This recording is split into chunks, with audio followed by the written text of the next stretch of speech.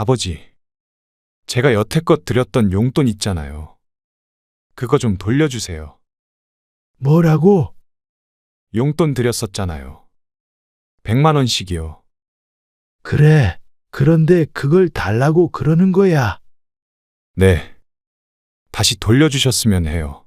자금 사정이 좀 안 좋아서요. 아니, 언제적 이야기를 해. 그거를 지금에 와서 달라 그러는 사람이 어디 있냐? 왜 달라고 못해요? 제가 드린 돈인데, 드릴 때는 형편이 좋았던 거고요. 안 좋아졌으니 다시 주셔야죠. 받을 땐 당연하게 받으시더니, 아들 힘들다는데 돌려주지 못하세요. 오늘 이야기 속 주인공은 71세 선영배 씨입니다. 그리고 그의 아들에 관한 이야기이죠. 하나 있는 자식은 평생 손 씨에게 자랑이었습니다. 하지만 그런 아들이 사업을 시작하고서부터는 손 씨만 보면 돈 타령을 하게 되었고 그 기대에 부응해주지 못하자 아들은 돌변했습니다. 사업이 잘 될 때는 자발적으로 주었던 용돈을 이제 와서 돌려달라는 아들. 그런 아들을 보는 손 씨의 심정은 참담했습니다. 아무리 힘들다고 해도 막무가내인 아들을 단념시킬 방법이 없었습니다. 그런데 그 와중에 손 씨에게 집담보 대출이라도 받아서 돈을 달라는 아들이었습니다. 이대로 가다가는 아들에게 돈만 대주다가 생을 마감할 것 같았습니다. 연을 끊고 싶어도 끈질기게 돈을 요구하기에 뾰족한 수를 찾아내야 했죠. 손 씨는 아들이 하나 있었습니다. 훤칠하고 똑똑해서 손 씨 부부의 자랑거리였고 동네에서 모르는 사람이 없었습니다. 좋은 대학을 졸업한 뒤에 우리나라에서 네로라 하는 기업에 취업하게 되었습니다. 그러니 앞으로는 자식에 대한 걱정은 전혀 안 해도 될 것이라고 생각했습니다. 손 씨 부부는 아들이 결혼할 때 전셋집을 구해줬습니다. 하나밖에 없는 아들이기에 마음 같아서는 집을 한 채 사주고 싶었지만 손 씨 부부의 노후까지 생각하자면 그럴 수는 없었죠. 그래도 감사해요.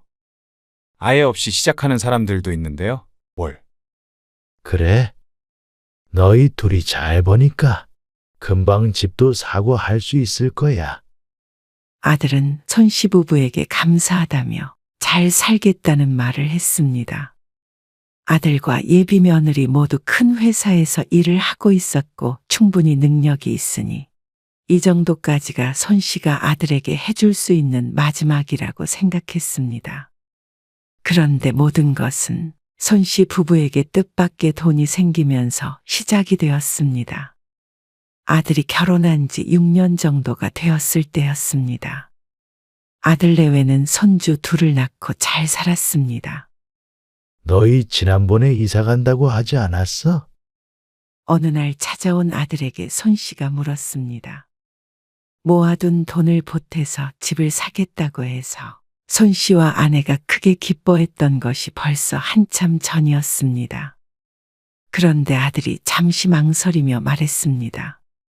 그게 좀 생각 중이에요. 뭘? 이사하는 걸? 그러자 아들이 고개를 저었죠. 그냥 회사 문제도 있고 이런저런 생각 중이에요. 그런데 아버지, 왜? 아니에요. 아들은 두루뭉술하게 대답할 뿐이었습니다. 그리고 무언가를 말하려더니 입을 다물어 버렸습니다. 그런데 어느 날 생각지도 못했던 여윳돈이 생기게 되었습니다. 아내의 친정 쪽에서 재산을 정리하며 손 씨의 아내가 상속을 받게 되었습니다. 그 돈이 1억 원이 조금 넘었죠. 이런 일이 다 있네. 손 씨 부부는 얼떨떨한 기분이었습니다. 그리고 누구보다 놀란 것이 손 씨의 아들이었습니다. 얼마라고요? 1억 1,500만 원이야. 정말요? 그래. 아들은 로또라도 맞은 듯 했습니다. 손 씨 부부는 며칠간은 들뜬 채로 지냈습니다. 크다면 크고 작다면 작은 금액이었지만 그래도 마음에 여유가 생긴 기분이었습니다. 그런데 얼마 안 있어 아내가 손 씨에게 말했습니다. 애들 이사한다고 그러지 않았어요? 그렇긴 한데, 지난번에 물어봤더니 이사를 안 갈 것 같기도 하더라고. 그래요? 돈이 부족해서 그런 거 아니에요? 그건 모르겠고, 그러면 이걸로 애들 이사하는데 좀 보태줄까? 집을 못 사주고 전세금만 주었던 걸 두고 아내는 내내 마음에 걸려했습니다. 그래서 받은 돈으로 아들이 집을 구하는 것에 보태주자고 주장했죠. 하지만 손 씨는 망설여졌습니다. 어차피 공으로 생긴 돈이니 아들에게 주어도 무방하겠지만 아들은 시간이 지나면 분명히 제 힘으로 집도 사고 넓히고 할 수 있을 게 분명했습니다. 그렇다면 손 씨 부부의 노후를 챙기는 게 훗날 아들에게 더 도움이 되지 않을까 싶었습니다. 하지만 그렇다고 이 돈을 꼭 쥐고 한 푼도 안 줄 작정은 아니었습니다. 그래서 아내와 상의 끝에 일부를 아들이 집을 장만하는데 보태기로 했습니다. 그런데 아들에게 그 말을 꺼내자 아들이 뜻밖의 말을 했습니다. 안 그래도 아버지한테 전화 드리려고 했어요. 집 때문에 아니요. 사실 사업을 좀 구상하고 있었는데 자금이 좀 부족해서 망설이고 있었거든요. 사업? 회사는 사업할 준비가 되면 그만두려고 했죠. 지난번에 말했던 게 이거야? 네. 그래서 이사도 좀 천천히 하려고요. 근데 마침 아버지가 도와주신다니까. 그걸로 사업 자금에 보태면 어떨까 하는데요. 손 씨는 흔쾌히 그러라고 하지는 못했습니다. 애써 들어간 회사를 이렇게 나온다는 게 위험성이 크지 않나 싶었습니다. 그러면 선호 엄마는 선호 엄마는 당분간 회사 다니다가요. 제가 자리 잡으면 뭐 그만둬야죠. 갑자기 무슨 사업이야, 그런데? 요즘 회사 분위기도 안 좋고요. 이렇게 일해서는 나중에 먹고 살 수나 있을지 모르겠어서요. 그래도 둘이 보니까 형편이 좀 낫잖아. 손 씨가 정확히는 몰라도 둘의 연봉을 합치면 남들에 비해서 꽤 높은 편으로 알고 있었습니다. 그것도 부족하죠. 그런데 그 정도 가지고는 만족하며 살 수 없다는 아들. 어차피 집 사는 거 보태주실 생각이었다면 그 돈으로 사업해서 성공해 볼게요. 나중을 생각하면 그게 더 나은 투자가 아니냐는 아들에게 손 씨는 섣불리 대답하지 못했습니다. 손 씨라면 그런 결정을 하지 않겠지만 또 아들의 말처럼 요즘엔 그렇게 해서 살 수 없을지도 모른다는 생각을 했습니다. 지금 세상 돌아가는 것이야 손 씨보다도 아들이 더 잘 알지 않을까 싶었습니다. 하지만 아들은 손 씨가 받은 전부를 받길 원했습니다. 손 씨는 사업을 하고 말고를 떠나서 그건 안 된다고 생각했습니다. 여보, 어차피 없었던 돈인데 그냥 다 줍시다. 손 씨의 아내는 아들의 말대로 하고 싶어 했습니다. 예전부터 아들에게 하나라도 더 주고 싶어 하던 아내였으니 그런 마음을 모르는 건 아니었습니다. 우리 노후는 생각 안 해? 나중에 크게 아플 일이라도 있으면 어떡해? 우리도 목돈을 좀 가지고 있는 게 좋지. 물론 연금도 나올 것이고 나름대로 젊어서부터 노후 준비는 해왔지만 그래도 사람 일이라는 게 어떻게 될지 몰랐습니다. 그래서 손 씨는 아들에게 7천만 원을 주기로 약속했죠. 아들은 아쉬워했지만 그래도 기쁘게 받았습니다. 그리고 그게 잘한 결정이었는지 아들의 사업은 반년 정도 지나자 잘 되기 시작했습니다. 몸은 좀 어떠세요? 그냥 그렇지 뭐. 병원은 다녀왔어. 일은 안 하시는 거죠? 일은 진작부터 안 하지.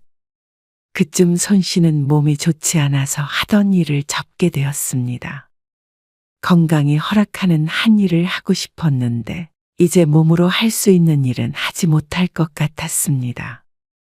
아들은 그런 손 씨에게 전화를 걸어 걱정했습니다. 제가 어머니 계좌로 100만 원 넣었어요. 100만 원을 왜? 그냥 용돈 쓰시라고요. 무슨 용돈이야? 쓸 돈 충분히 있어. 그래도요. 이제 벌이도 없으시잖아요. 그래도 다달이 돈 나오고 모아둔 돈도 있고 그래. 걱정 말어. 제가 돈 잘 버는데요, 뭘. 아유, 잘 벌 때 저금을 해놔야지. 요즘은 그런 세상 아니에요. 쓸 땐 써야죠.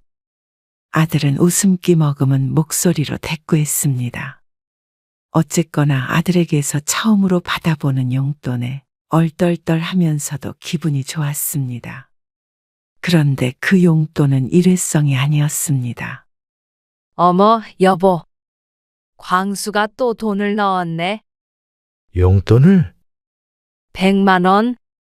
지난번처럼. 그러자 손 씨도 눈이 크게 뜨였습니다. 아이고 이놈이. 안 줘도 된다니까. 겉봐요. 내가 뭘 했어. 우리 아들 같은 효자 없다니깐. 사업자금을 보태줄지 말지 고민할 때 아내가 손 씨를 무척 답답해했는데 이렇게 막상 잘 돼서 용돈까지 받고 나니 어깨가 으쓱 올라갔습니다.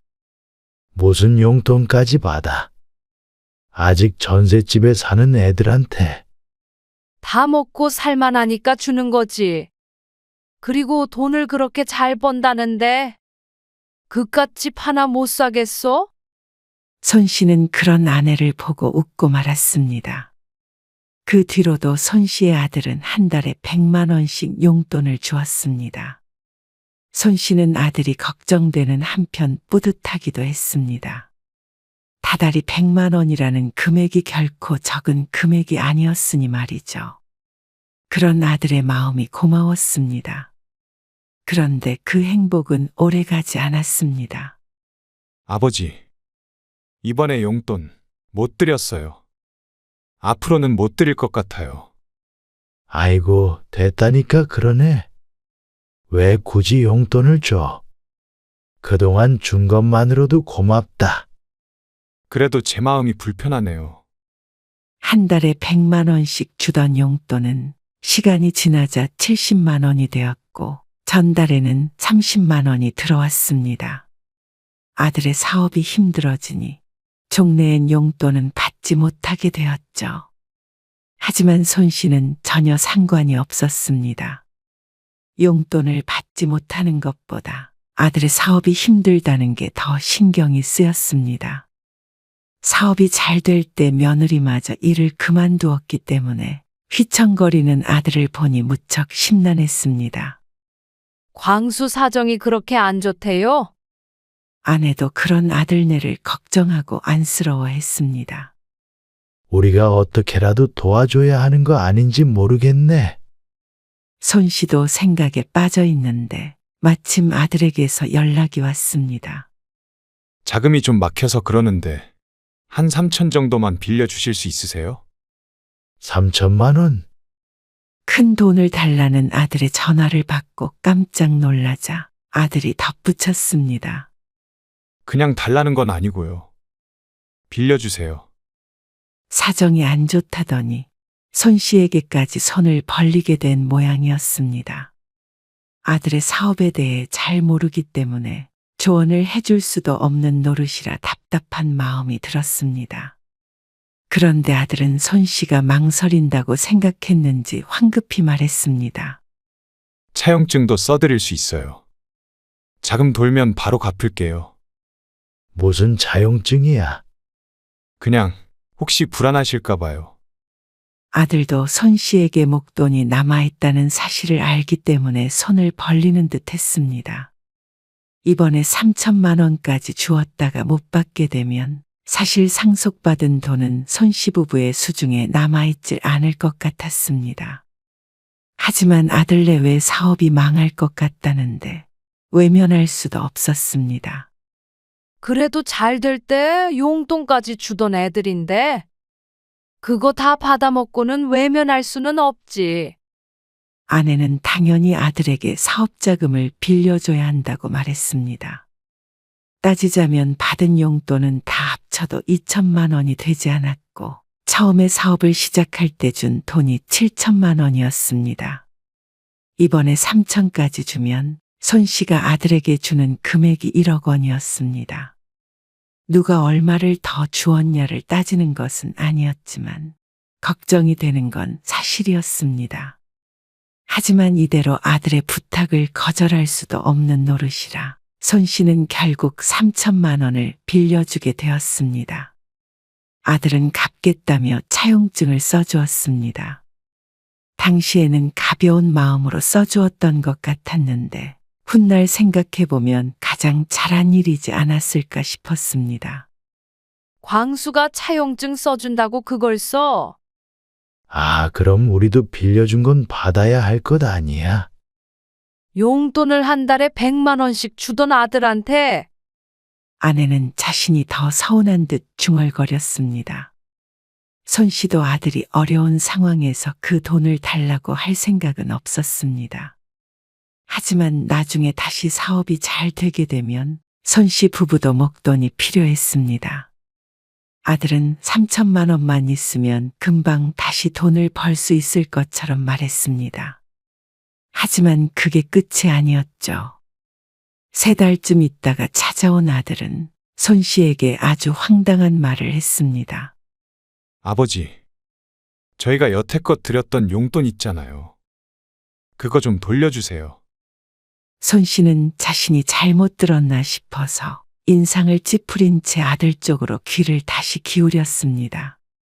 뭐라고? 용돈 드렸었잖아요. 100만 원씩이요. 그래? 그런데 그걸 달라고 그런 거야? 네. 다시 돌려주셨으면 해요. 돌려달라니. 손 씨가 황당함에 중얼거렸습니다. 자금 사정이 좀 안 좋아서요. 언제나 아들 편이던 손 씨의 아내도 대답을 하지 못하고 입만 벌리고 있었습니다. 아니, 그거를 지금에 와서 달라 그러는 사람이 어디 있냐? 왜 달라고 못해요? 제가 드린 돈인데. 아들은 당당하게 주장했습니다. 그리고 손 씨에게서 그러자 하는 대답이 나오지 않자 인상을 험악하게 구겼습니다. 드릴 때는 형편이 좋았던 거고요. 안 좋아졌으니 다시 주셔야죠. 받을 땐 당연하게 받으시더니 아들 힘들다는데 돌려주지 못하세요? 당연하게 받은 적도 없었고 아들이 힘들 때 외면한 적도 없었습니다. 아들의 논리대로라면 아들에게 드렸던 돈들은 손씨네가 힘들 때 돌려받을 수 있다는 말인데 반대 상황이었다면 아들이 선뜻 돈을 돌려줬을지 의문이었습니다. 아들이 결혼할 때 주었던 전세금과 사업자금 등을 합치자면 못해도 수억이었습니다. 살고 있는 집을 제외하자면 손씨 부부의 노후 자금보다도 많은 금액이었습니다. 아들이 주었던 용돈, 굳이 달라 그러면 못 줄 돈도 아니었습니다. 1,600만 원, 1,700만 원 정도일 것 같았는데 그래도 이건 아닌 듯 싶었습니다. 아들의 사업이라는 것이 밑빠진 독에 물을 붓고 있는 것 같았고 손 씨도 노후 자금까지 위협당하면서까지 그 독에 대신 물을 채울 수는 없었습니다. 이미 준 것으로도 충분하다고 생각했죠. 네가 준 용돈을 저금해뒀겠냐? 그리고 용돈을 준 게 언제적 이야기인데. 아들은 손 씨가 주지 않을 것 같자 그건 모르겠다며 난리를 쳤습니다. 갑자기 돌변해서 어찌나 소리를 치던지 내 아들이 아닌 것만 같았습니다.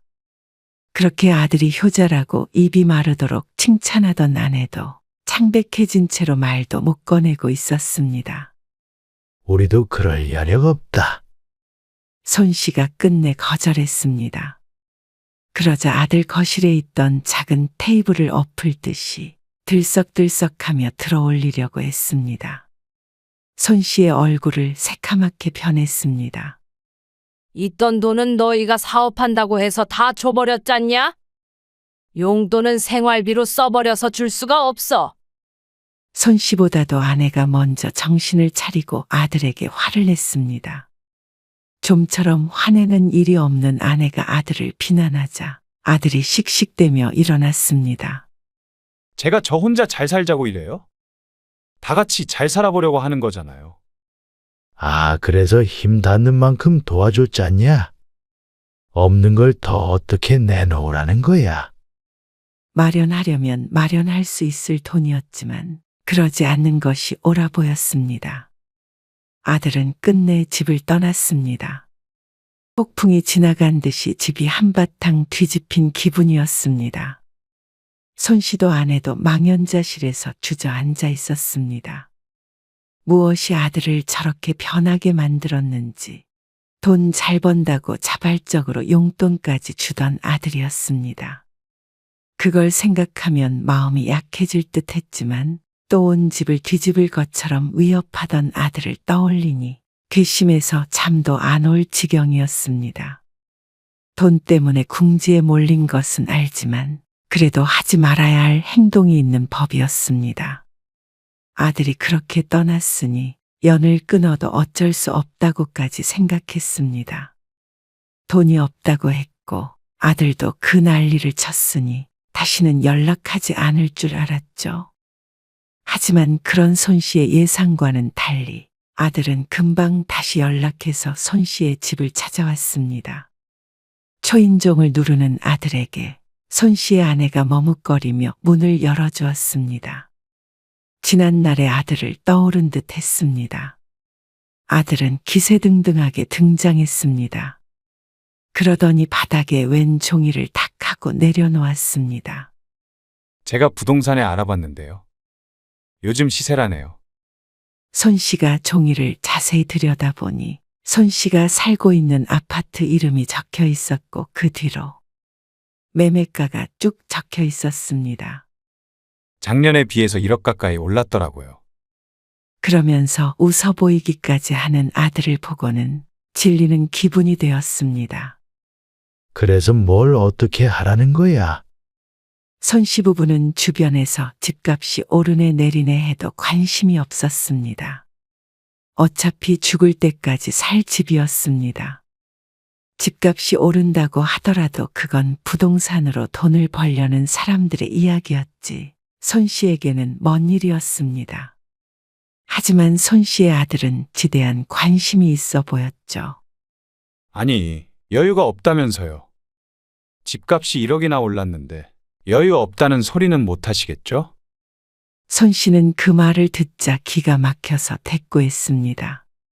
그러면 이 집을 팔라는 거야. 뭐 팔면 좋긴 하지만 그건 싫으실 거 아니에요. 그걸 말이라고 하냐? 손 씨가 화를 내자 아들이 진정하라며 말을 이었습니다. 팔지는 않아도 적어도 오른 만큼 대출은 받을 수 있겠죠. 뭐?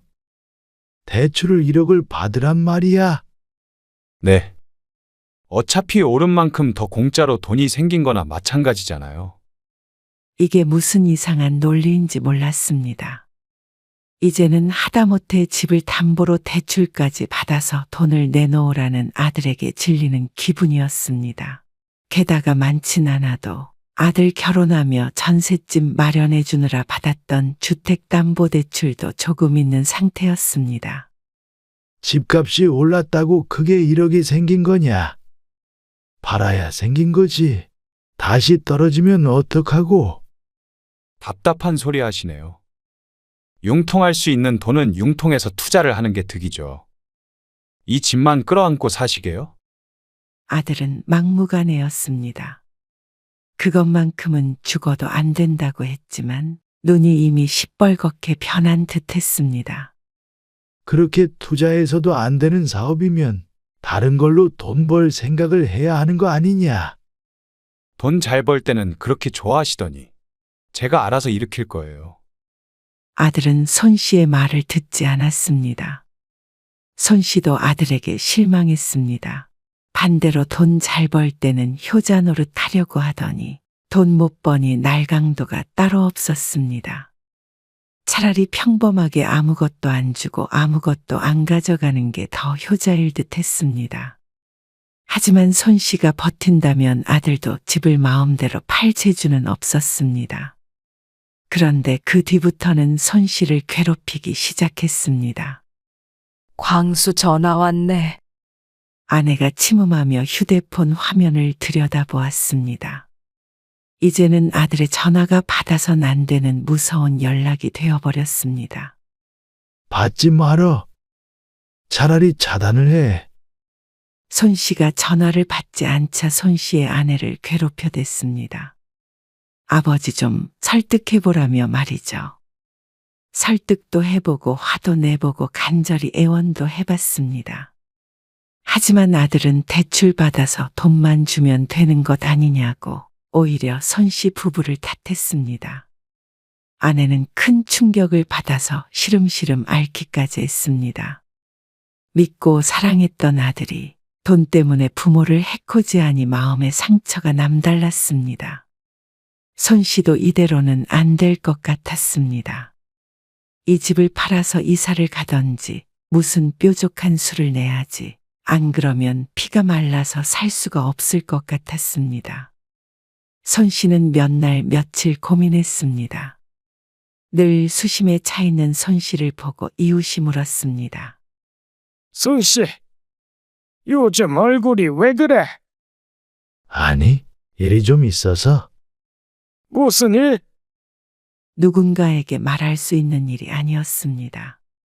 사연을 털어놓는 대신에 손 씨는 지나가는 말로 물었습니다. 자네는 누구랑 연 끊어본 적 있나? 아, 있지. 30년 만에 만난 동창놈이 자꾸 돈을 꿔달라고 그러길래 연 끊었어. 그 말을 듣고 손 씨는 번뜩 드는 생각이 있었습니다. 손 씨가 아들의 연락을 피하는 대신에 아들이 손 씨의 연락을 피하도록 만드는 것이었습니다. 손 씨는 아들을 집으로 불렀습니다. 아들은 돈을 받을 줄 알았는지 신이 나서 달려왔습니다. 그런 아들을 보며 손 씨가 심각한 어투로 말했습니다. 지난번에 빌려줬던 3천만 원 말이야. 자용증 썼던 거, 그거 좀 돌려줘야겠다. 돈을 주는 것이 아니라 오히려 내놓으라는 손 씨의 말에 아들이 당황했습니다. 지금 상황에서 그 돈을 달라는 말이 나오세요? 어처구니 없어 하는 아들을 보며 손 씨가 더욱 심각하게 말했습니다. 사실 우리가 큰 빚이 있어. 그 말에 아들이 화들짝 놀랐습니다. 무슨 빚이요? 얼마요? 원금만 3억이야. 그 말에 아들이 제자리에서 펄쩍 뛰었습니다. 3억이요? 아니, 뭘 어쨌길래 빚이 3억이나 생겨요? 사실 친구가 좋은 땅이 있다고 투자하자고 해서 또 너 사업 자금도 좀 보태주고 할 겸 작년에 빌렸어. 아, 근데 왜 말씀을 안 하셨어요? 그게 다 사기였지 뭐냐? 여러 사람이 투자하자고 해놓고 그게 무슨 기획부동산 뭐라고 하더라. 그리고 돈도 그놈들한테 빌리는 바람에 큰일 났어.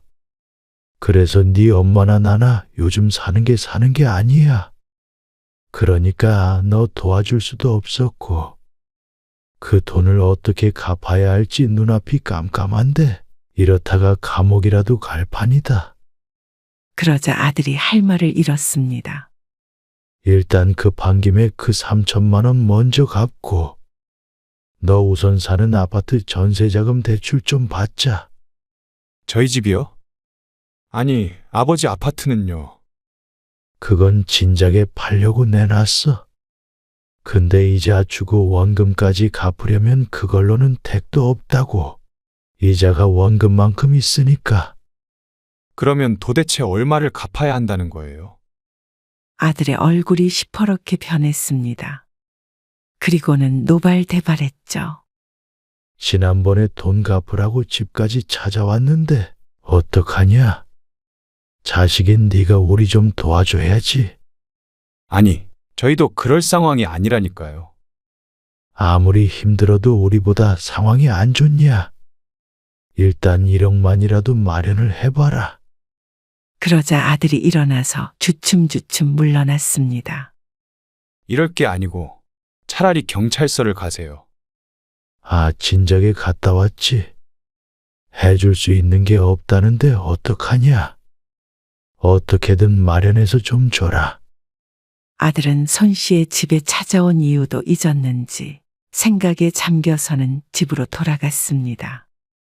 도망치듯이 떠나는 뒷모습에 웃음이 나기도 했고 씁쓸하기도 했습니다.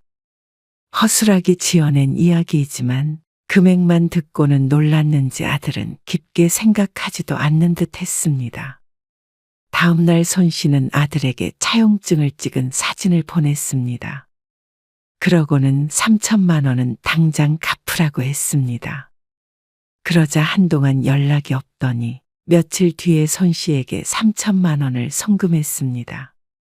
그리고 손 씨가 전화를 하자 받지 않았습니다.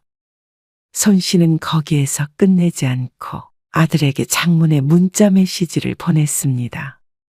급한 대로 1억이라도 마련해보라고 구구절절하게 써서 보냈더니 1시간 뒤에 여력이 없다는 답장이 왔습니다. 차용증을 썼던 3천만 원은 갚았으니 이제 돈 달라는 소리는 하지 말라면서 말이죠. 손 씨는 매일 문자 메시지를 보냈습니다. 제발 좀 부탁한다. 5천만 원 보내라. 3천만 원만이라도 빌려줘라. 지긋지긋할 정도로 연락을 했습니다. 그게 열흘 정도 이어지자 손 씨의 전화는 차단했는지 전화 연결음도 울리지 않게 되었습니다. 손 씨의 아내가 전화를 해도 마찬가지였습니다. 그제서야 아들의 돈 타령에서 해방이 된 듯 했습니다. 손 씨와 아내는 서로를 바라보며 쓴 웃음을 지었습니다. 이 모든 게 만약에 사실이었다면, 정말로 큰 빚이 있었다면 이렇게 외면당했을 거라는 생각을 하니 참으로 씁쓸했습니다. 하지만 한두 푼도 아닌데 감당해낼 자식이 있을까 싶었습니다. 한편으로는 이렇게까지 해서 아들을 쫓아내야 했나 싶어서 괴롭기도 했습니다. 결국은 돈 때문에 틀어진 부모 자식 사이이기 때문에 가슴이 아팠죠. 하지만 차라리 잘 됐다 싶었습니다. 아내도 한동안 마음을 추스리더니 오히려 다행이라고 했습니다. 더 이상 돈 달라고 행패 부리지는 않을 거 아니에요. 그만큼 공부시켰으면 다시 사업을 하던지 회사에 들어가던지 알아서 잘 살겠지. 우리도 우리 노후나 신경 씁시다. 그래. 여태 광수한테 준 돈은 부모로서 책임을 다했다고 생각하고 있는 돈 지켜서 말년에 병원비 없어서 자식한테 쩔쩔매는 삶은 살지 말자고. 아들이 달라는 대로 사업자금을 다 대줬다고 하더라도 그 끝이 행복했을 것 같지는 않았습니다. 결국 자식이라는 것이 이렇게 등 돌릴 수 있는 존재였습니다. 그렇다면 부모도 스스로를 지킬 수 있어야 했습니다. 이미 틀어져 버린 부모 자식 사이였습니다. 그러니 아들과 연을 끄는 죄책감은 느끼지 않기로 했습니다. 오히려 부모 자식은 서로의 도움이 없을 때 더 잘 살 수 있을지도 몰랐으니 말이죠.